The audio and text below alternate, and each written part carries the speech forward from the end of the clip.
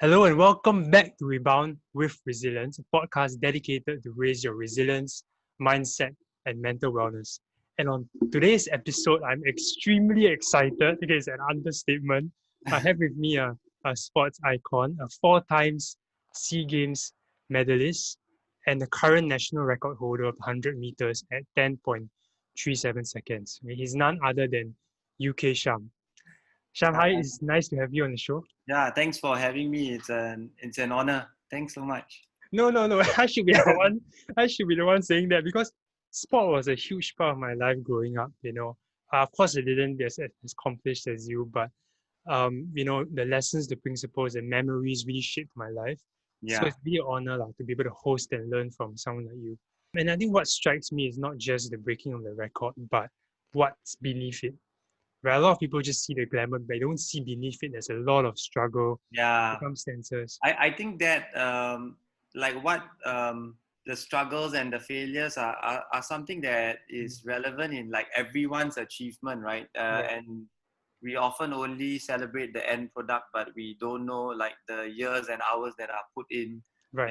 in a lot of people's journey. Exactly.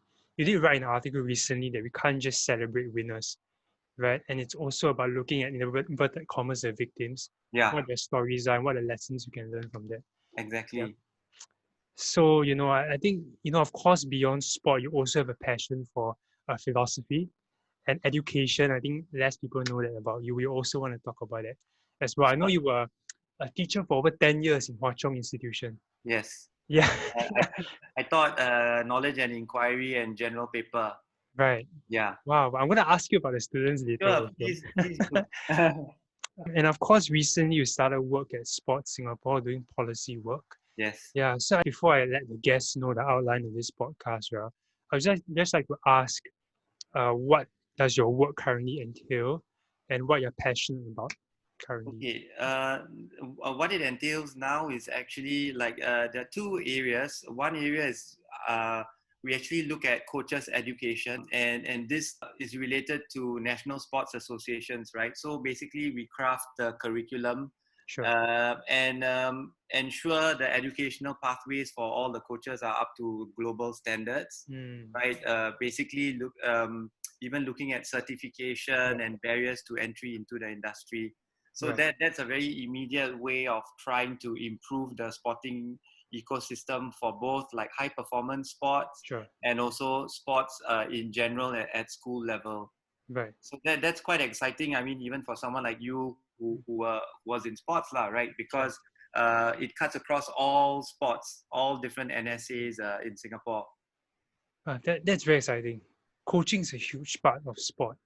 Like Definitely. mentorship and coaching, it is like a game changer. So, Yeah, because I mean the coaches need to be well versed in sports science and the technical aspects of the sport as well, and also like what you said, the values aspect of sporting mm, education. So what right, we try and do is to ensure that every element of that education is really up to global got standards or even better got it. to raise the whole coaching industry. Sure.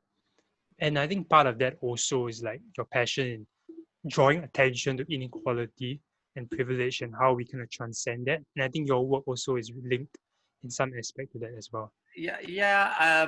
We also have the educational side of things and having programs for through sport to different schools and working with the ministry and schools from different strata, Mm, right? So we even look at programs related to values education and how even PE teachers and coaches can implement the values education through sports. So basically, we feel that sports is a fundamental tool for right. like social good and values Sure. education. I think It in is. Singapore, a lot of us come from a very traditional conception of education via the classroom, which Yep. is valid. But now we are starting to realize that the field or the track or the pool is a very important or arguably even more effective Yeah. arena for education. It is. It is. Well, I love to hear that actually. Education is my passion also, and it's true that some of the best lessons come outside the classroom as well. Exactly. Yeah.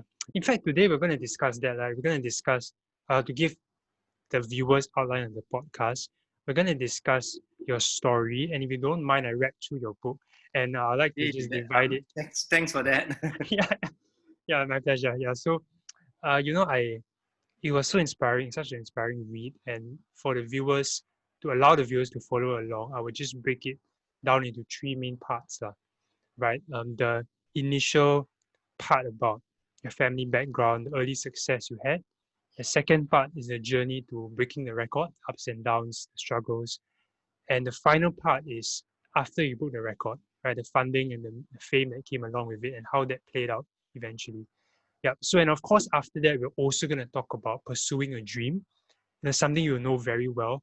In a pragmatic society like ours, is there still a place to dream? And if so, how can we do it? What must we prepare and keep in mind? Yeah, so that will be the outline for today. Great. Okay.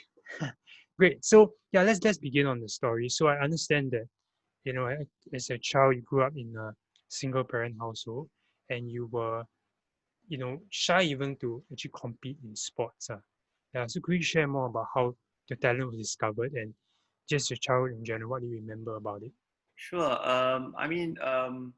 Well, I mean, I was from a middle class family, but I think my parents' divorce uh, was like probably the turning point that Mm, made things a bit more difficult for us. And I guess this is something that is quite consistent with a lot of kids that come from single parent families. Sometimes mm, they did not necessarily have like the best in terms of like self confidence and self belief. And yeah, I was kind of like I didn't really think that I was good enough, and I was a bit like a stray kid in that sure. sense.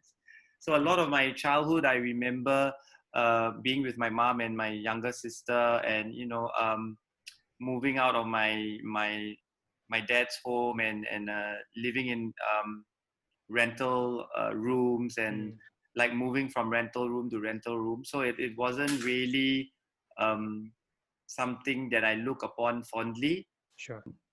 And I guess it's also a childhood of insecurity because I felt the absence of a father figure Mm, in my family lah. okay, So yeah, I mean that's what I mean I very clearly remember of my childhood. right.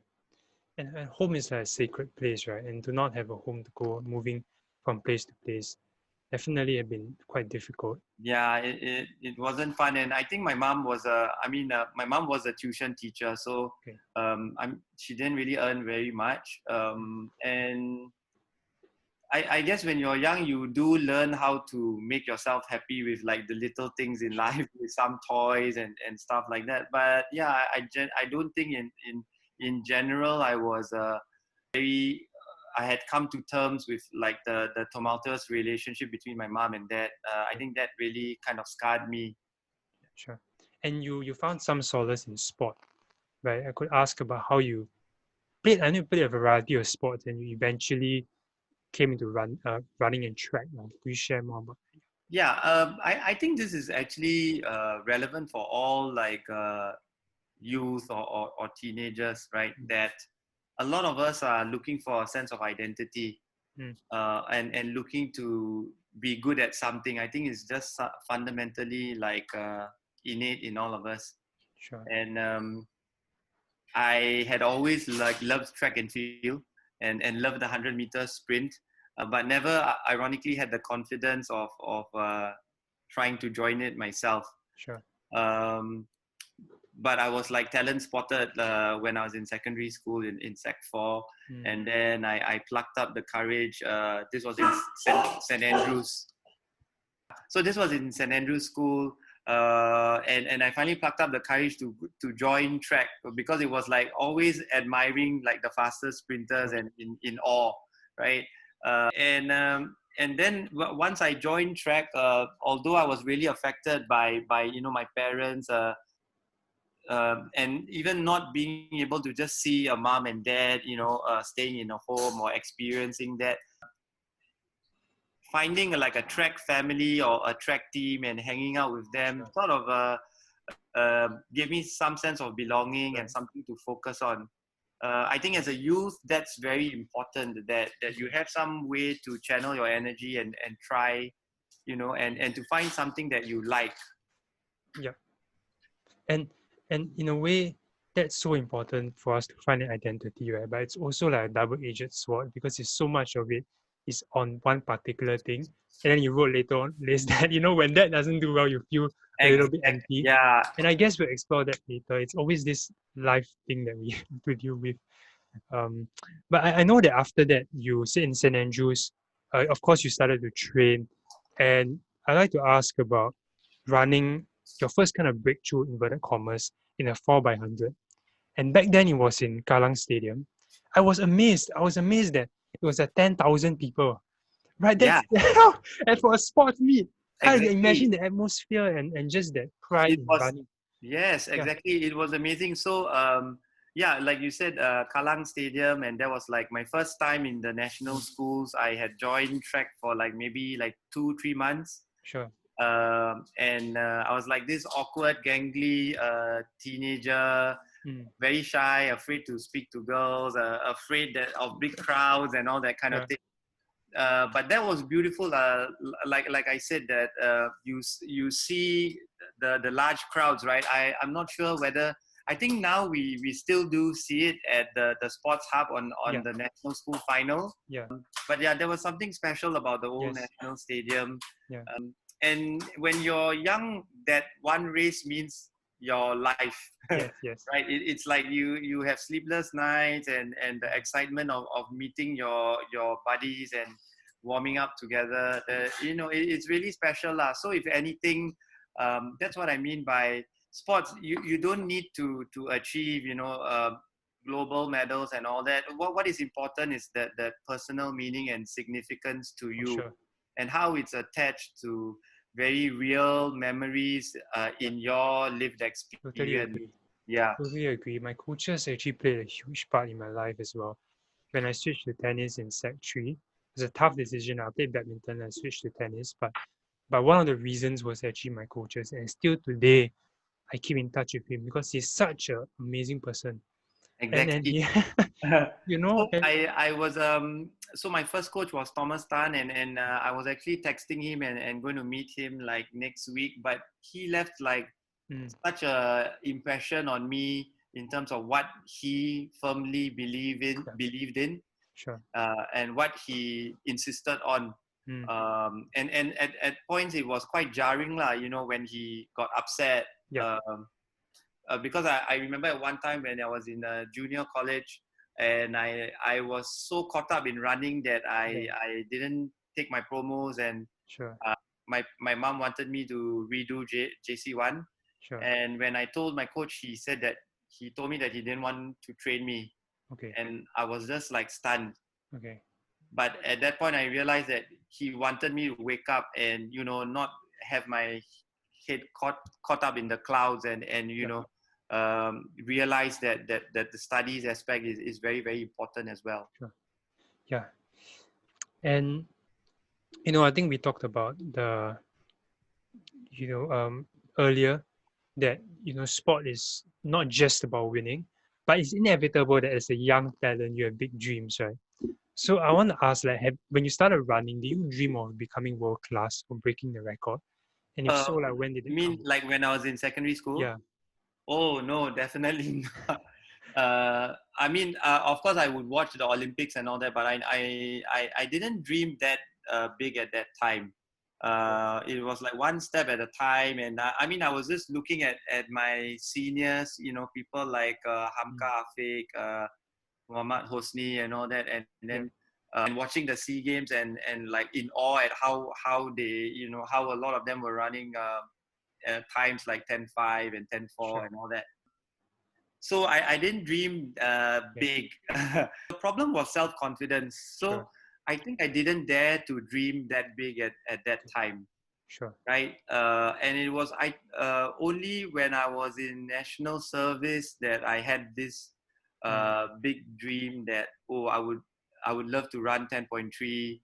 And mm, I think my interactions with Mr. Kunalan yeah, also okay, helped fuel that dream. sure. Yeah. Just for viewers' context, right? Kunalan is the previous record holder at 10.38, and he held that for 33 years. In fact, he came to my school to speak once at Victoria School. That's one of the only talks I remember, because he's such a humorous and kind Yeah, spirit, and yeah, he's so very empowering. And I listened to exactly. him speak.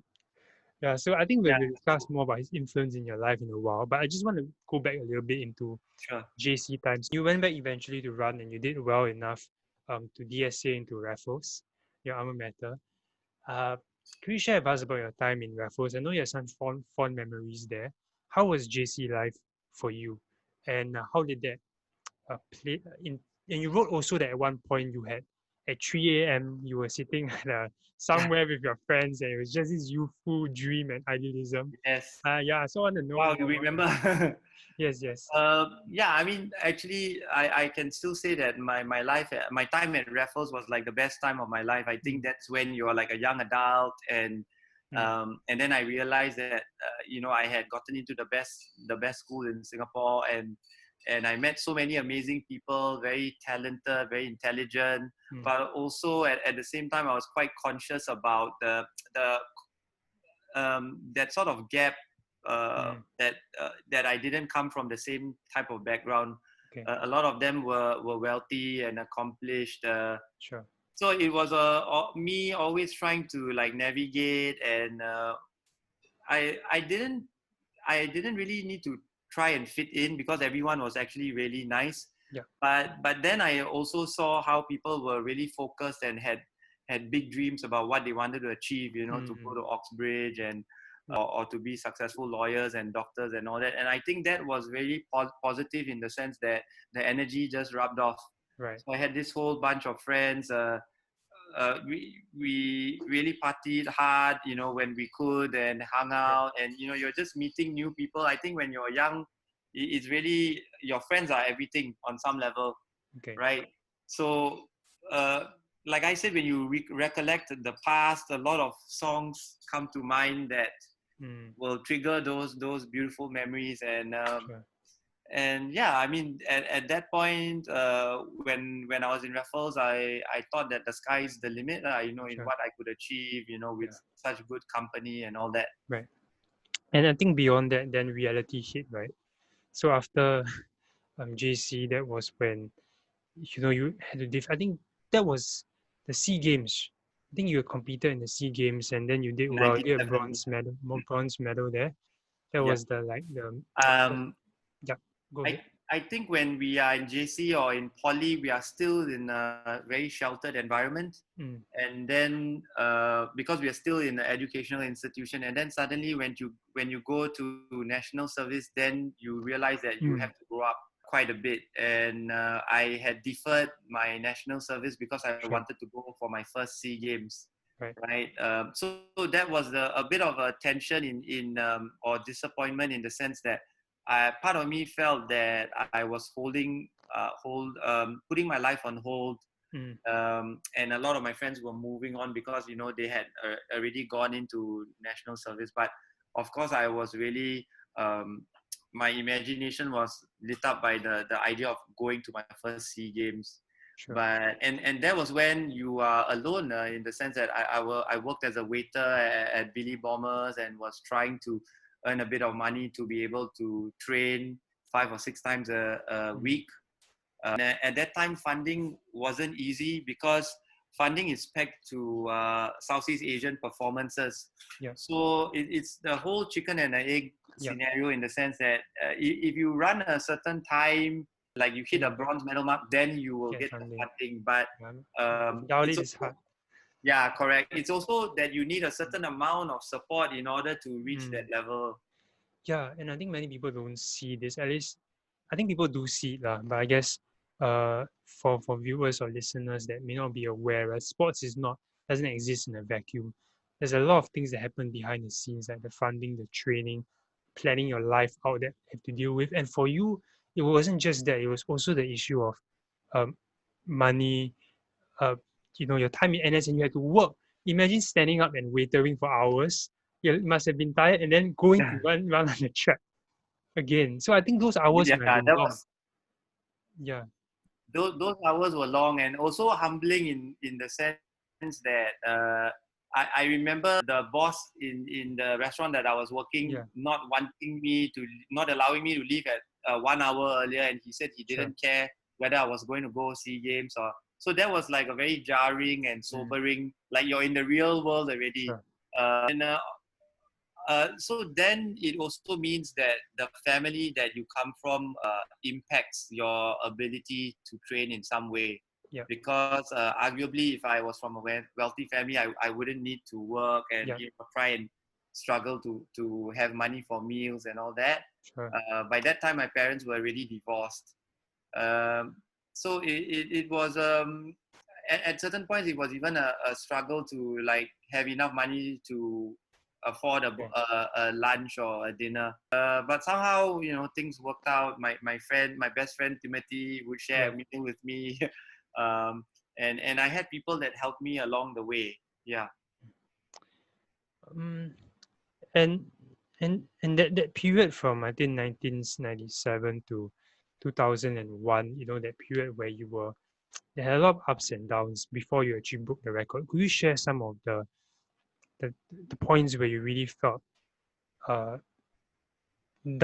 in the sense that the struggles are that that in your head, what was going through your mind in this 4 years? I think in NS it was probably really tough because on one level it was hard to get out to train, right? So it would mean that you can only train after your day at national service, and that's not ideal because we know that if you want to be Asian class or Southeast Asian class, a lot of them are like training twice a day, right? So that part, like the amount of training units that you put into a week really affects the level of performance and your ability to perform.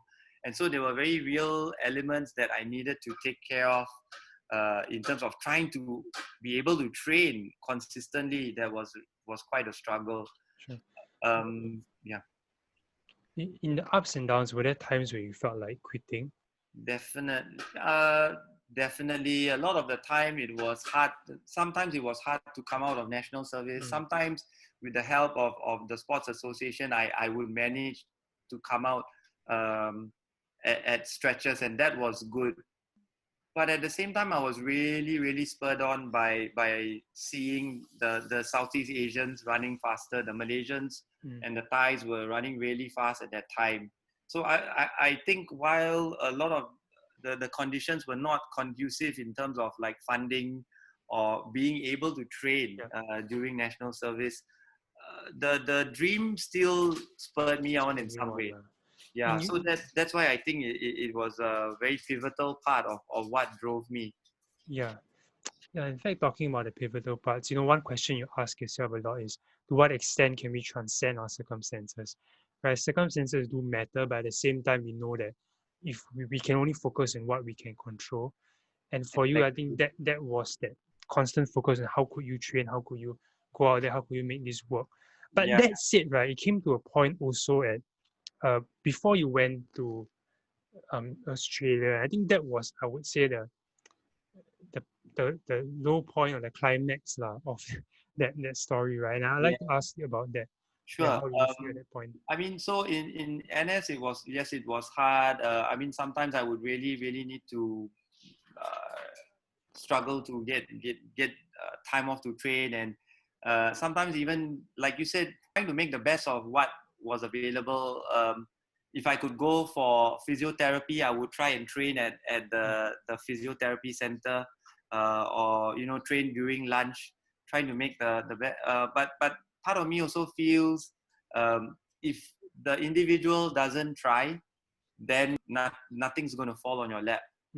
Right. And so I was spurred on by this big American dream, that I wanted to go to UCLA to compete in the NCAA.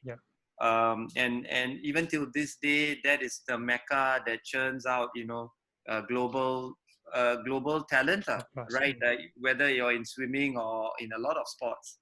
And to cut a long story short, that going to UCLA didn't happen because there were so many complications, and then I settled on going to Australia and used all the money that I had to to go to Australia, and I was trying to negotiate funding so that I would be able to train.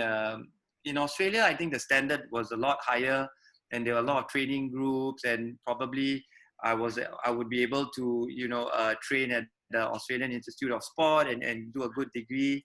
But at the very last minute, it didn't work out. A lot of miscommunications, and it again pointed to the fact that the NSA at that time, I think some of the policies were not necessarily conducive. The support structures were not like how they are in this day and age. Now I think there's a lot more support structures and financial schemes available as opposed to the stage when I was running. Sure.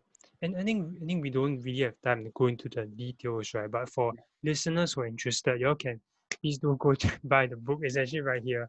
I have it here. And then we actually it was a very watered down version. I know you struggle a lot with the systemic policies and the thing that they needed the results first before they could give you the funding. Like Which the chicken egg thing. Results first. I mean, if you look at it, it is reasonable. Makes sense, because after all, it is funding, right? So the system needs to justify why money is put in. Sure. So it needs to be a sort of a middle ground, because in sports also, performance is not linear and cannot always be assured. And you're dealing, like I said, you're dealing with human beings, right? People. And so a lot of the time, when you're talking about support, sometimes a certain amount of support needs to be given first. We need to be a bit more patient before the results can unfold. And that also led to a dilemma, right? For you to take the risk and go to Australia, because they told you that they will provide funding if you do good times in Australia. Exactly. Right. And then that wasn't a guarantee. And in hindsight, you mentioned that could have been an oversight on your. Yeah, I think I was, again, because a lot of things I was doing on my own, right? Trying to be proactive, and I didn't really have someone more mature, like looking into all these aspects. Yeah. So being just idealistic and a bit naive, I just threw in all the savings that I had to pay for a semester at University of New South Wales, and then in the end I was stuck. And that's when it dawned upon me that despite the fact that I was like the fastest in Singapore, I think I was running like 10:65. That I needed to think about my family, and perhaps at that point the system didn't really value me. Yeah. Can I just read the darkest point in my career? One of the lowest points. Yes. And I don't mind if I just read a passage from the book. I think you did write a reflection on that, and I'd like to also ask you about that. But you wrote down over here, after this incident, that you was 24 years of age. I had no career, no further education prospects, and little money. I had sacrificed everything for the sport and had nothing to show for it. My peers at my age were all armed with degrees and starting to forge successful careers as working professionals, and here I was still struggling in my dreams as an athlete. In the region, sports was a way for athletes to escape from poverty. Once you were accepted into the national team and sports programs, there were grants provided, sometimes even support from your family. Some countries even offered opportunities for further education. But here it seems that sport was your ticket to poverty. I was defeated and broken by the system. It was time to move on. And I must imagine that it must have been very difficult because for years you train, and all of a sudden you have to let go of this thing that formed your identity, right? How tough was it? That was really, really tough, because I think as an athlete, you also, in order to be successful, you have to be slightly obsessive in your craft, and you're thinking about training 24/7, and then suddenly you realize that you have to let it go. So that's very sobering and painful. And I also realized that I was being selfish, because I was just staying with my mom, and my mom was not well at that time, so even her tuition was not that great, and a younger sister. and then yes, you look at all your friends and they are finishing NS, and or some of them are in uni, and I was kind of stuck without a place in NUS and a place in UNSW, but I couldn't go. So that was really quite a mess for me. I was quite resentful. Sure, at that time. And I know also you related, I think Kenneth wrote that you were in the back of a car and I think Brian was talking about it, and you were sobbing at the back because it was just so tough to take and so difficult. Uh, but then, so you made that tough decision to quit, to at least for that point leave the sport. But somehow I think the stars aligned with the gods, got you back into track. Exactly. You went to a media event, you spoke about it, you spoke about your grievances, and this gentleman came up to you, a tall figure, and he was none other than Ang Peng Siong, a sports legend in his own right. And Yeah, he told you that, hey, yeah, how was that? How was that for you? that was amazing. So it was a focus group discussion at MCCY, Okay. and it was precisely to allow people to discuss issues related to sports. And when of course I was like in awe that it was the great Ang Peng Siong, right? And he when he found out that I was kind of just left or forgotten, Mm, so the flight didn't work out, and I just stayed in Singapore, and I had stopped, and mm, nobody really cared. mm, So on some level, I mean, I was sort of just invisible mm, to the system, and that was sad. But the good thing is, Uncle Peng Siong, he reached out to me, and when he found out that I was just left alone, and then he offered me a job at his swimming school, right. and I literally had zero money, Yeah. literally no money. Right. And but that meant so much, because once he found out that I wanted to go to the NCAA, and he himself was a product of the NCAA, Yeah. and what he did was he actually told me to start looking up all the universities, and then we typed out letters and then started sending it out to a lot of the Division 1 and Division 2 universities, trying to look for funding.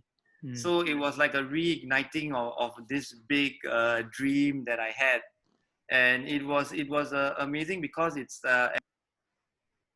act of compassion by someone that didn't need to yes. help me at all. Yeah.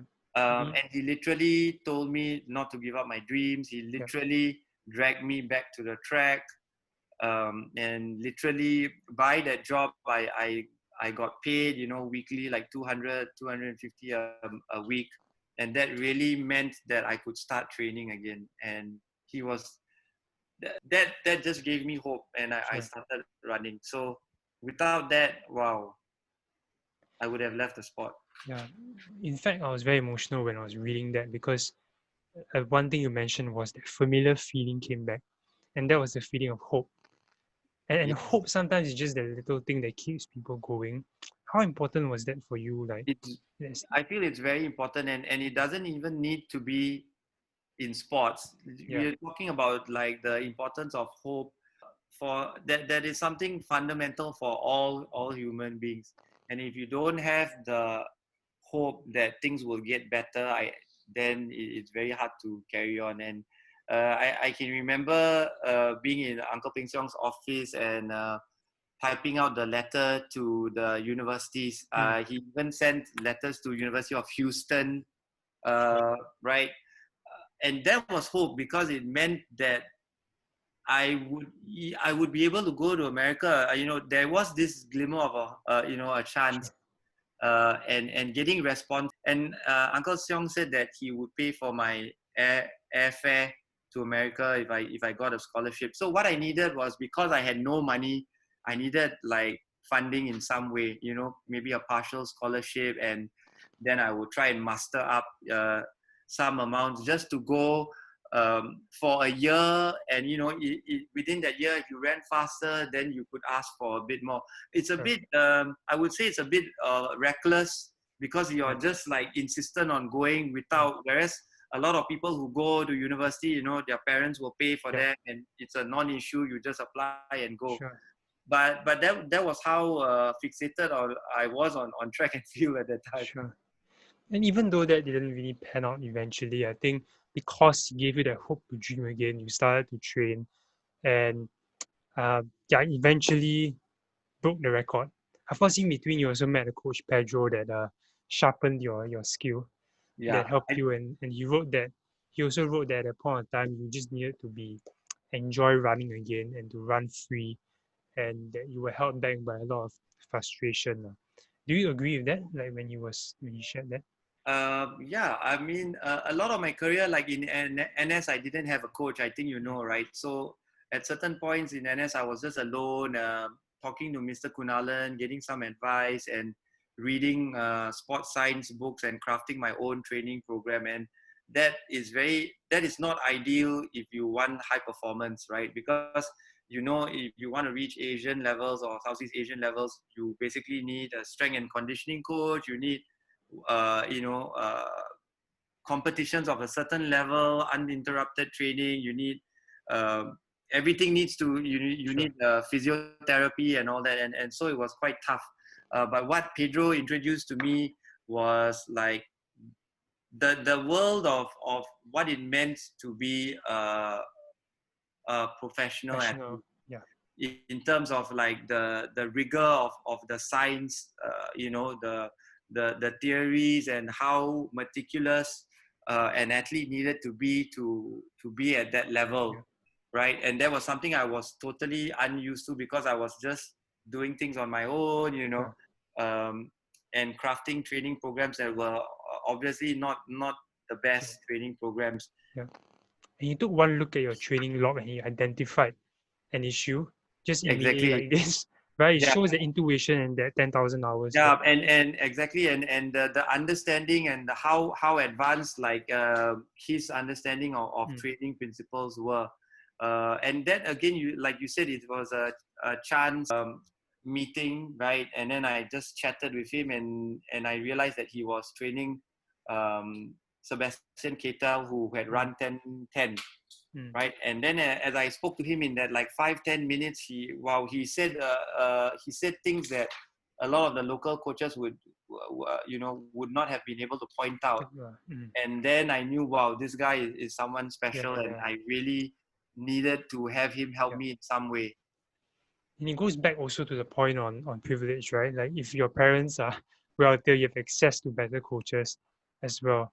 And but of course, as if you do grow up, I mean, again, I always draw back to listeners watching. This is not just applied in the sports context, but in any field you want to develop excellence, right? It pays to actually have a mentor or a coach or someone that's experienced in the field to guide you along and just give you that hope and that belief. And sometimes you have to seek it, That's especially if you don't come from a point of privilege. You have to go out there and have the desire to seek it, and like eventually find someone like that. Yeah. So Yeah, just you the need thought. you need a support structure. So I mean, ideally, you want your parents to be supportive or and to be able Mm, to support um, and also like yeah that emotional pillar, people guiding you and you being able to learn about what are your shortcomings in terms mm, of your personality, your emotional disposition, and all that. Because you're racing at the highest level, it has a lot to do with coping with fear or mm, accepting losing and bouncing back and all that. At that level, I think when you waver, it is harder to succeed. yeah, And it's again like a chicken and egg situation in the sense that in order to reach a certain level, you need to be given the chance to yeah, compete at global or international standards. sure. But in any case, I think you made it good for yourself. Yes, you had people along the way that helped you, which highlights that importance. That no one is a self-made man in a way. There are people that help you, but at the same time, the desire had to come from you, and you had plenty of it. In fact, later on, I want to share a bit because when I posted on my Instagram that I was going to interview you, there's one friend of mine who was a sprinter as well. He said that he really looks up to you, and he was very looking forward to this podcast. And I Right, told that's him so that nice. yeah, I told him to just write a message if you want to, and he did. So I'm just going to share that with you soon. Yeah, yeah. But before that, right, I mean, going, of course, to the climax where you broke the record. So all this led up to 2001, where the record was there for the taking. You broke the record even before the SEA Games, but in the interest of time, I guess let's just talk about the SEA Games, where leading up to the SEA Games, there was a bit of hype. And yeah, how do you feel at the start of the line, 100-meter line? Yeah, Well, yeah. So after I broke the record, it was like a whirlwind. It was like a dream come true. Crazy amounts of attention.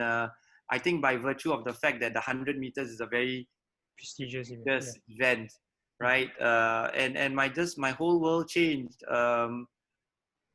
Because I had sponsors and people coming up to help me, which was it's a beautiful moment in my life. But behind the blocks at Kuala Lumpur, it was pain, but I think it was really meaningful that I could see my parents in the audience. okay, And to me, just seeing them sitting down side by side was very significant because it is a sight that I had never seen for many years, sure. right? And if anything, I wanted to make them proud because Okay, they always didn't want me to run track, sure. Okay, right? But also I wanted to run and give my best because I didn't want to disappoint the people that had yeah, helped me along the way, like Pedro and Ang Peng yeah, Siong and Thomas Tan and all that. sure. So, and it's a once in a lifetime opportunity. Your whole Culminates to life, that point. yeah, had led up to that point, like all the years of like putting your life on hold Yeah, and all that in a very twisted and convoluted way. yeah, I finally managed to be in the SEA Games 100-meter yeah, final, which in the larger scheme of things, it's nothing great. It's just yeah. a SEA Games final. But uh, because of the context and my distinct Yeah, situation and fully how my understand. Yeah, life unfolded and panned yeah. out, to me, it was Meaningful. really, really special. Yeah. It was, and when you cross the line and get the first silver medal for the nation in the track 100-meter event, it's such a huge achievement. And I guess that brings us to the last part of this your journey, which is the post-record years, where you spend another 4 to 5 years in your career. And that, like you said, your life changed. You had sponsors, I think Nike, Tech Heuer. I have a thing for watches. I want to ask you about that Ah. separately. But yes, in the interest of this podcast, we will not go into that. But you had sponsors, you had funding, people started to notice you. In a way, like a mini celebrity. What was there a downside to this newfound fame, and how did that play out in terms of your mental health? Yeah, I The think positive and downside, I would say. yeah, I think the beautiful part was that yeah, suddenly I got a lot of support, and at that time, the exposure was like really unique in track and field. So Mm, and I think yeah, like I said, because of the event, the attention, like the media mm, limelight was really a lot. But precisely because it was such a meteoric rise, I think it was also difficult for me to cope mm, with the attention, um, and also trying to change a lot of habits of suddenly having a packed schedule, trying to balance it with NUS, mm, and you're suddenly thrown into like the deep side of the pond because not being able to compete, not being able to go overseas to compete, and running in Serangoon Stadium to suddenly going to the Australian Grand Prix where you're running with Olympic semi-finalists, yeah, and people running 10-0 something. yeah, So when you make that transition, the transition needs to be gradual. right, And if it's a very quick transition, yeah, then you need time to get used to, yeah, yeah, it's a whole new ball game because a lot of them are like full time. A lot of them were not studying in university yeah, and could have that focus. So I think I was still like teething, and on some level also obviously dealing with the expectation. Everything I did was in the papers, yeah, which is good. And but also like people expecting you to run mm, 10.3 again, yeah, and because I got that scholarship finally, I could use it to support my mom and my sister. It was so important to me because it basically meant that I was the breadwinner. yeah, And all those years of not bringing in an income, it meant that now it culminated in something meaningful. sure, Um, and I think the pressure of losing it was also a bit scary, that at some points there was a reality that, oh, you might lose that scholarship if you didn't perform. Yeah. What are the lessons during this period? Because you also did mention that when the media started to turn on you, when your performances were going down and there was a lot of, again, you have to read the book to get the full value. I mean, I can't really get a full value, but to summarize it, I think with expectation, people, they can turn very fast. The media can turn very fast. Yeah. And there were a lot of half truths they were putting out about you. And you couldn't really defend yourself because there's no social media at No that point social in time. media. So Yeah. everything is taken as the truth. And, it can play on your mind a bit. So I know that you wrote that it was sometimes stressful to have to deal with it. And your mom also, when she was reading the paper, she would think like, why are they writing this about my son? Yeah, exactly. And I think at that point it was also very stressful because you're leading up to the term papers and your final exams in NUS, and in uni Mm, the amount of work that you need to put in. And I being very Singaporean, I started to become more concerned about my GPA and my future, right? And so you are pulled in two different directions, that whole the need to be pragmatic and the yeah, importance of grades, and and also trying to pursue your dreams. yeah. That and at a later part in my career, when I was at that confluence or the intersection, I realized that I had to make a choice lah, Sure, right? And to take the pragmatic decision and let go. sure. But what I learned at that point was many things. That one was that fame is transient, that fame is fleeting or even empty, and that I think not only with regards to sports, but that the Mm, nature of humans in general, that people are not always nice, and people you may flock to you when things when are you going things are well, going but well. yeah, but when things are going badly, you will not necessarily see all those people around you again. So it Mm, was very sobering and mature. It matured me quite a bit, and also the fact that my grades was something that could never be taken away from me, sure. because society can be fickle. Society can have short-term memory. Yeah, your medals can be forgotten, but Mm, your grades are there forever. yeah. And eventually that led you. I believe you ran a couple more years. You got one more medal in the SEA Games, but eventually you decided to leave the sport lah. I guess after not really leave it, but in a way retire after probably 10 years or so. And you wrote in a very poetic and profound reflection at the end of your sporting career about, I think you referenced the four truths of Buddhism, that life is suffering, right? Why is it suffering? Because we have attachments, we have desires, and as long Attached. as we have that, we always suffer because if we can't get it, then we will feel like we lack something. And you mentioned that the remedy to that was gratitude, looking back with gratitude, and also detachment. Yeah, I want to ask more about your thoughts about that. Sure. I mean, that's not really, again. That's why I said it's not only to do with sports, but to anyone, Yeah. whether we are a musician or anyone who has dreams or desires. And studying philosophy in NUS, a lot of what I read in existentialism or even in Buddhism, Mm, people like Schopenhauer uh, talk to us about like the nature of our existence and how we are always wanting things, yeah. right? And how sounds a bit dark, but Mm, how suffering is a very fundamental part of human existence. mm, And I think I was so fixated on track and field, and it was so much part of my life that it also became like the biggest burden. mm, And the context was it was almost impossible to transcend. It was mm, just that the support was not there, and I didn't have money, and I didn't want to depend on the system. Also, after a certain point, I was so bitter. So I really couldn't carry on, precisely because of who I was and where I was in my life, right? mm, So that philosophically is remind it points to how we need to learn to let go at a certain point in our life. right? And I think every human being will face that, right? And most importantly, coming to terms with the fact that you may never achieve what you want to achieve.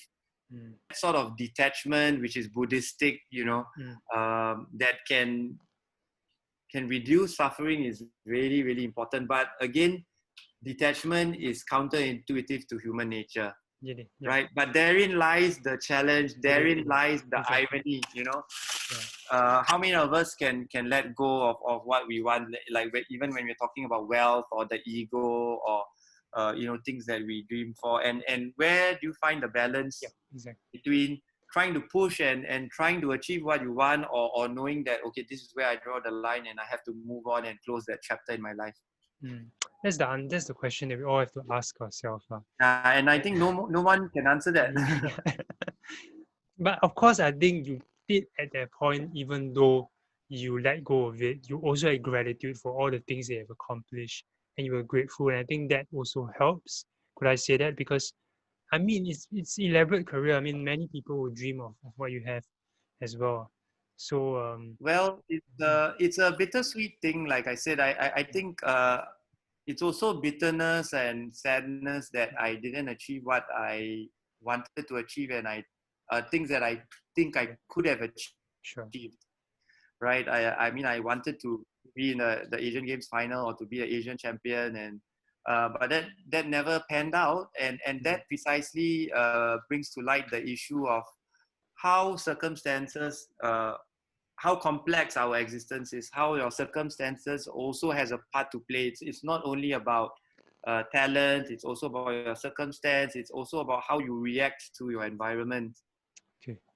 And speaking of which, I guess that we could transition into the next segment of the podcast, which is on pursuing a dream.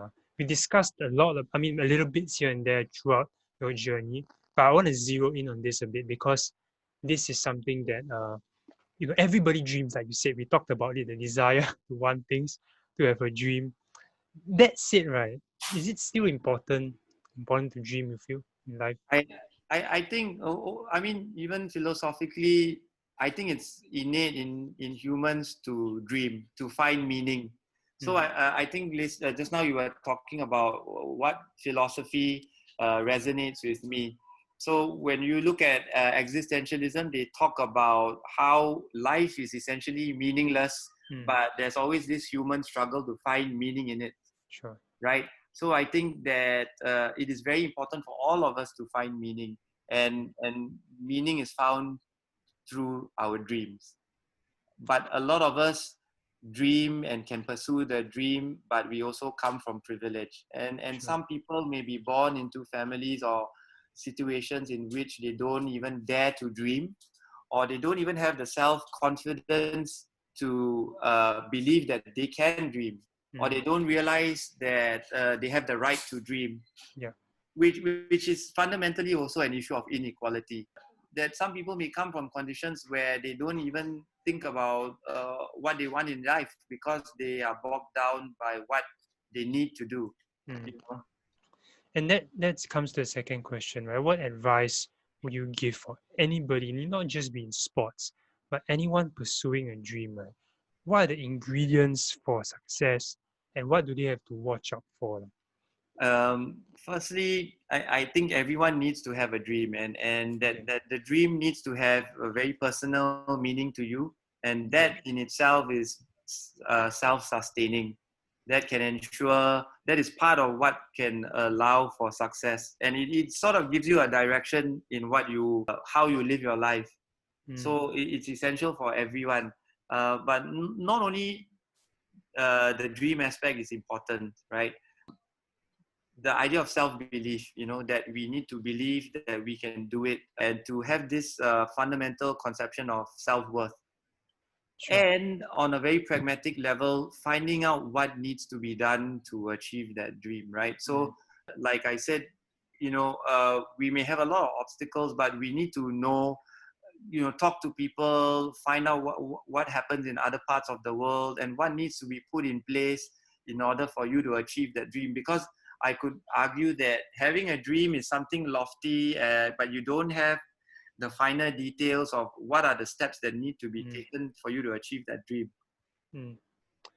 And in that process, what can people do to clarify that those steps or prepare well for it? Like you said that, getting a medal is a 6-year plan with different trainers and everything, but apply to any context, right? Yeah. Yeah, is there anything that we look out for? Well, I think if you want to achieve, like whether you're in music or the arts or even in in sports or any other field, I think it's important to read widely, to look for people that have been at that level that you want to achieve, Mm. and to talk to them, or to find out more about how they did it, right? And to see very realistically what are the elements that they have had that you need to put in place in order for you to achieve it. So I think a lot of my career was helped by being able to talk to people like Uncle Peng Siong, Mm. precisely because he had been at that world stage, and been in the NCAA system, and people like Pedro, who knew what was needed, to achieve a certain level of success. Like, you need to train twice a day. You need to you need to have like a 3-year uninterrupted plan. You need to have a certain number of competitions at Sure. Asian level. And I realized, like, upon talking to them, I realized what was missing in my career for so many years. Like, even Mm. basic things like having that international exposure to compete at that Right. level was not there for a large part of my career. And Sure. that plays a part in how you perform when you're on the global stage, Yeah. right? That exposure. Right. So I mean, we talked about having the importance of a dream, how it gives you personal meaning, how that drives you, how you need to have self-belief and confidence, then followed by a detailed plan, a plan that is backed up by reading, understanding your craft, talking to mentors and coaches so you get perspectives Knowing around it. what your strengths and weaknesses Right. are. So that one also is very important, because if you are not reflective Mm. and aware of what you are good at and what you are not good at, Mm. then you can't fix any problem that you have. Sure. So that I think that is very important. If you're not self-aware, you're not aware of your weaknesses, Yeah. then it is hard to improve on those aspects. And self-awareness is a huge thing. One of the reasons why I wanted to start this podcast is to raise the self-awareness of youth who are listening to this as well. And I think reading, listening to podcasts, learning from coaches does actually Exactly. help you to increase your self-awareness Yeah. in So I compliance asked the sports. question, like, how many of us are inward looking, Mm. and are able to look into uh, what are our idiosyncrasies and what are our weaknesses, right? Or can handle or come to terms with the fact that we have certain weaknesses. This aspect is really tough. Like, I think even I struggle with it this day, right? And I think it stems from the ego, in the sense that, are we able to accept that, hey, Yeah. these parts of ourselves are not that great and we Mm. need to work on it. Sure. And it may not be about sports. It's really about how you become a better person, whether Exactly. you are a professional or a musician, or just a human being. Okay. And the last part of this segment is we talked about everything, but one thing that I'd like to talk about is resilience because it is the theme of this podcast and handling failure. You are someone that faced multiple inverted commas failures and failing forward, knowing how to draw the lessons to rise up again is what people sometimes have trouble with. Even at the youth level, the recent study showed that our fear of failure in Singapore is very high compared to the global average. So how can we learn how to deal with failure and fail forward? That's really tough, because part of me feels that it's also cultural. Mm. Like, it is kind of Singaporean to shun away from failure, and failure has been stigmatized in some way, right? Yeah. We're very worried to fail, whereas I think in some parts of the West, failure is seen as part and parcel of your life, and very natural, and nobody is ashamed of it. Mm. So I think we need to slowly change this mindset, and not look at failure as something that is a sign of Final. weakness, Mm. or failure that is something that is unusual. right? So we remove that stigma. But it's also, I think, personal. Us being able to not be affected by what people think, which is very hard to do. And I think everyone will struggle with it, young and old, right? But what you need to do is focus on your own journey. It's a bit like 100-meter race. My coach used to tell me that, and I mean, I also realized this, that you cannot worry about the person in the next lane. You just need to run your own race and execute what needs to be executed. So you need to be very clinical and like a machine in that sense. Sure. Because you, a bit cliched, but you can't affect the outcome of the things around you, but you can only do what you can do. Yeah, I love that. I love that analogy as well. I mean, some of the weaker races that I ran were precisely because I was aware of the field and reacted, rather than just being closed and inward looking and just like running like there was no one beside me. That's amazing. Thanks for sharing that. No worries. Okay, I think that gives a nice conclusion to our segment on dreams and pursuing a dream. I do want to read out what my friend actually wrote about to you before I head off to the last segment. Oh, Yeah, great. so I think he used to captain, I believe, his junior college. Yeah, I'll just read out. So he said, "Hello, U.K Shyam. I'd like to express my warmest admiration to you for your sheer determination on and off the track. Despite your circumstances, you managed to persevere and push on to become the national record holder. Needless to say, you proved that a man hungry for success will stay true to his beliefs no matter the circumstance. From one athlete to another, thank you, UK Sham, for showing the true definition of determination and resilience."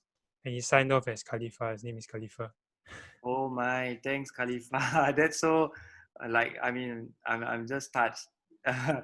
But in the larger scheme of things, I mean, I don't think I really achieved, you know, much. But yeah, I tried my best. I still have, regrets sometimes, but that's the way life pans out for everyone. That's, yeah, sometimes we can't turn back the clock. Understand. But for him, I mean, for him, he made the difference. And I think for a lot of people as well, for me, especially reading through your book, it really has inspired me. In fact, starting this podcast, one of the greatest benefit and value for me is being able to learn from people like you, highly resilient and purposeful people. Yes, for that, I'm eternally grateful, I would say.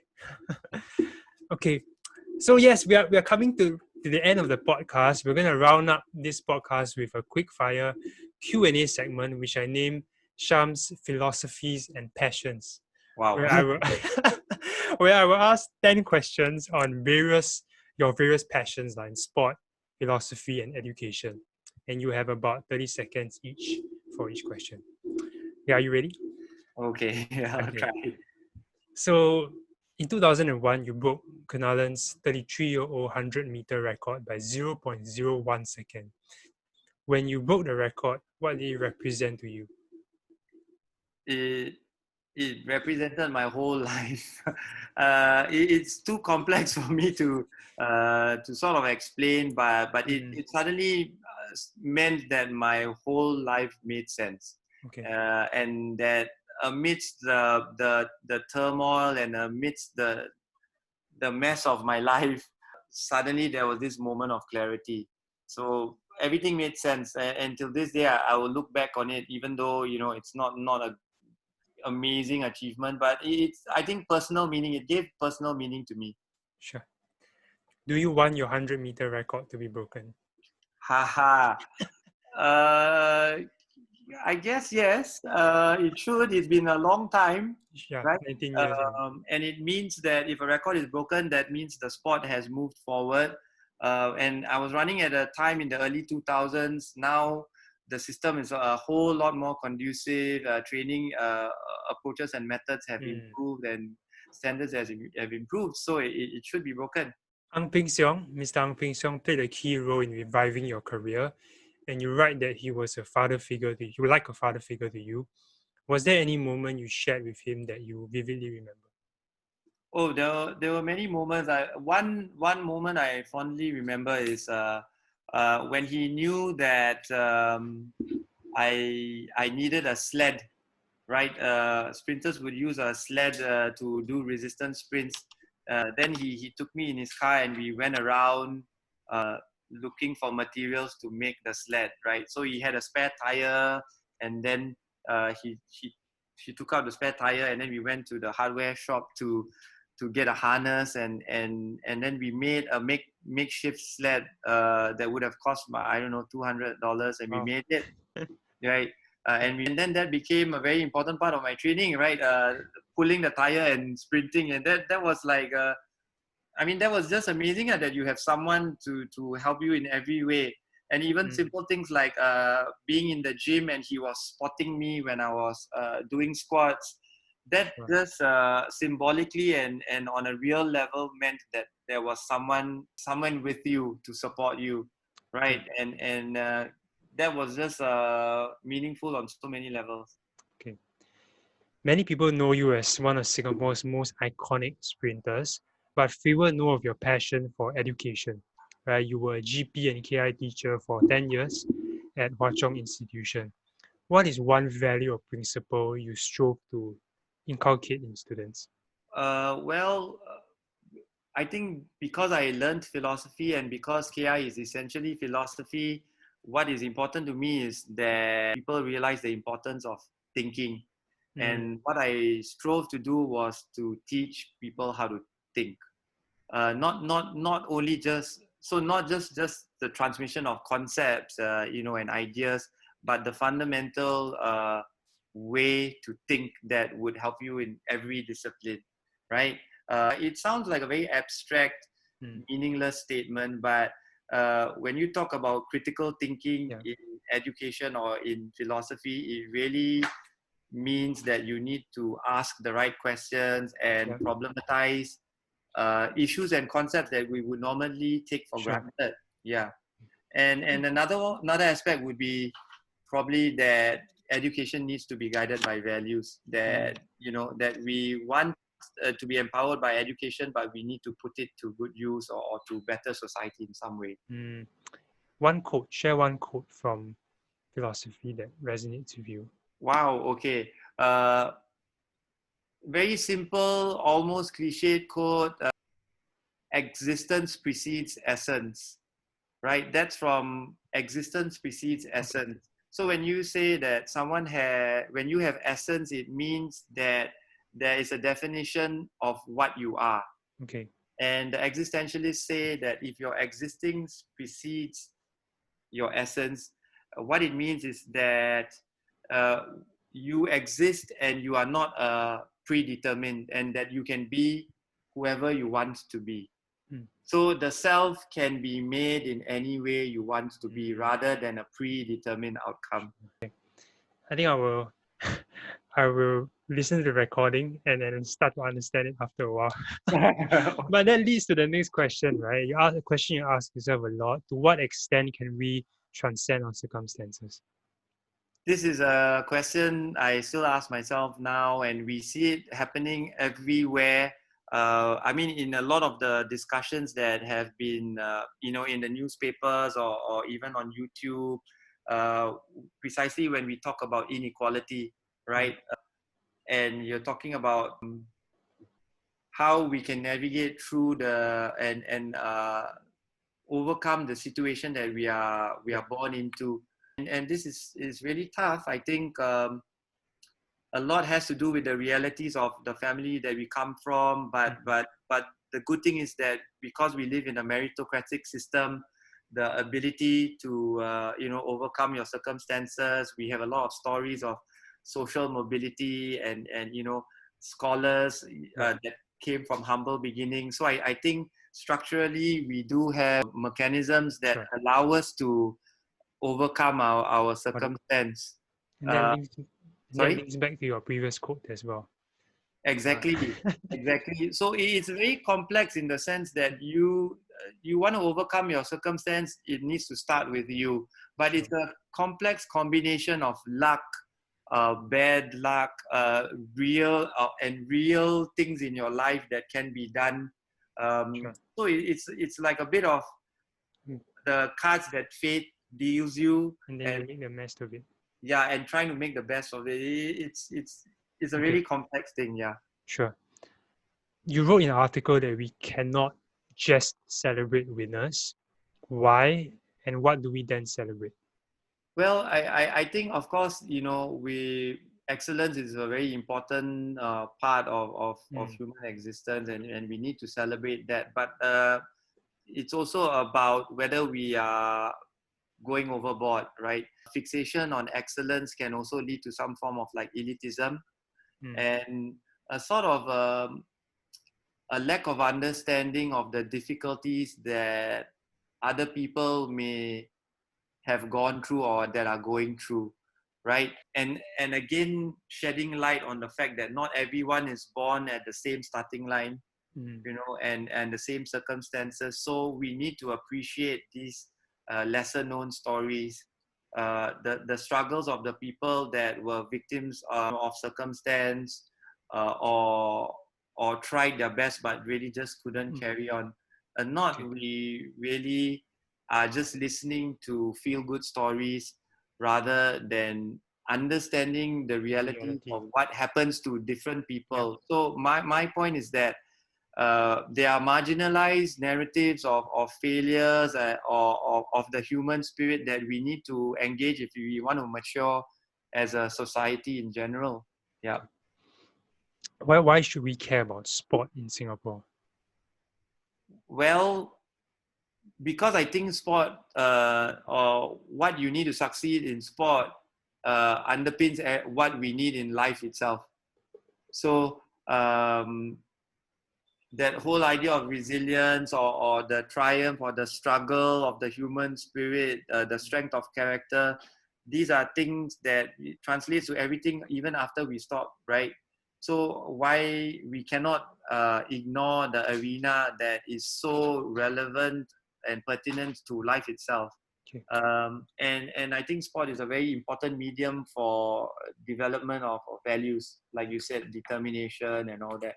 okay, And arguably, the sporting arena may have a lot more efficacy, or may resonate with more people.